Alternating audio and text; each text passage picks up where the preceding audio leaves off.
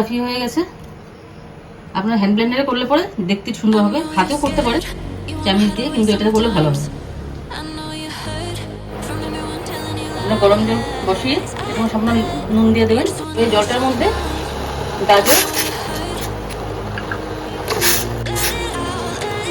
আর ডিমটাকে 1 মিনিটের জন্য একটু গরম করে নেবেন।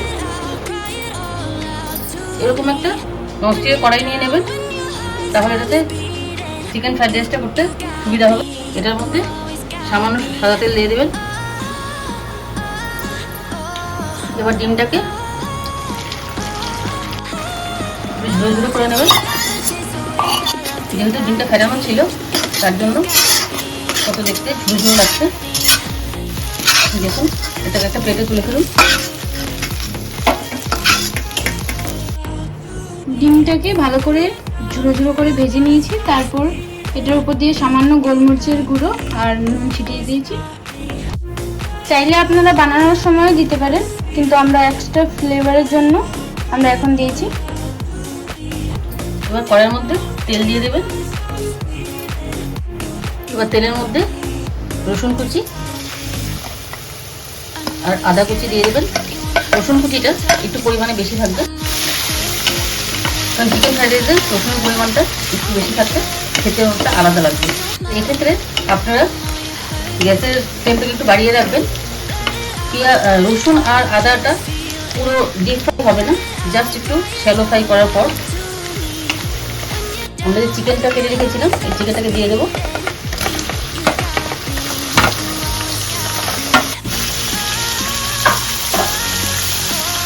চিকেনটাকে বেশি ভাজবেন না, 1 থেকে 2 মিনিটের মতো জাস্ট এরপর ওপর করে নেবেন। বেশি ভাজলে পরে এটা কন্টিনিউভাবে রেখে যাবে, এর স্মুথনেসটা থাকবে না।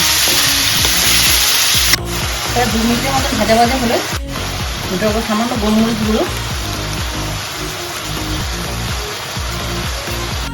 দিয়ে একটু নাড়াচাড়া করে নেবেন।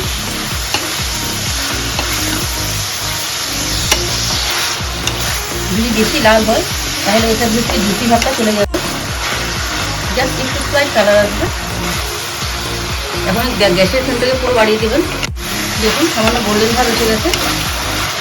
এর থেকে বেশি ভাজলে এটা পুরো রাবারের মতন হয়ে যাবে।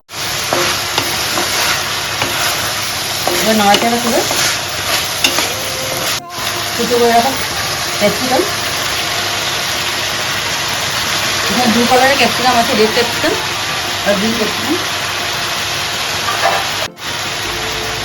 সেদ্ধ করে রেখেছিলাম যে সামান্য, সেইটা বিন আর গাজরটা দিয়ে দেবো।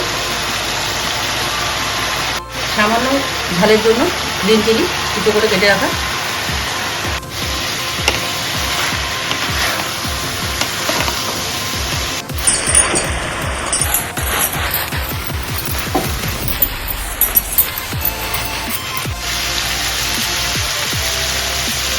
চিকেন ফ্রাইড রাইসের জন্য অ্যাকচুয়ালি ওয়েস্টার সস লাগে, যেহেতু আমার কাছে ওয়েস্টার সস নেই সেই জন্য আমরা তার বদলে রেড চিলি সস ইউজ করতে পারি, কিন্তু ওয়েস্টার সস হলে বেটার হয়, কিন্তু যেহেতু নেই তার জন্য এটার মধ্যে 1 চামচ ডার্ক সয়া সস দিয়ে দিলাম।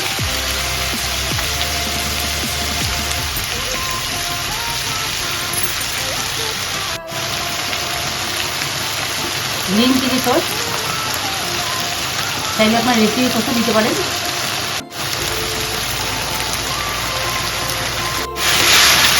ওয়েস্টার সসের জায়গায় আমরা টমেটো সস ব্যবহার করছি।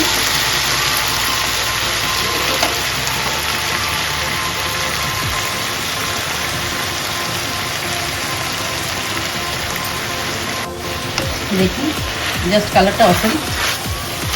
এগুলো দেওয়ার পরে এটাকে একটু ভাজা ভাজা করে নেবে।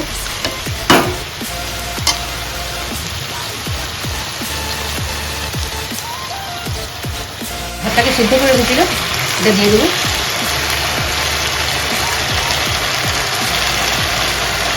আমরা চাল সেদ্ধ করার সময় নুন তো দিয়ে রেখেছিলাম, তাও আপনারা আরেকটু নুন দিয়ে নেবেন।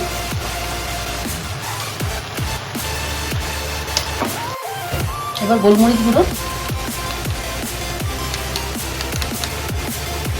এবার রেস্টুরেন্ট স্টাইল ফ্লেভার আসার জন্য আপনারা একটু সামান্য আজিনামোটো দিয়ে নেবেন, না হলে সেই টেস্টটা আসবে না। সামান্য চিনি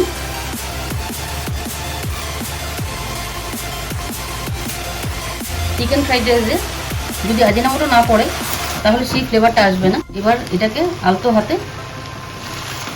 এপার ওপার করে দেবেন যাতে ভাতগুলো না ভাঙে। আমার chicken fried rice almost ready. দেখতে কত সুন্দর লাগছে, একদম পারফেক্ট রেস্টুরেন্ট স্টাইল।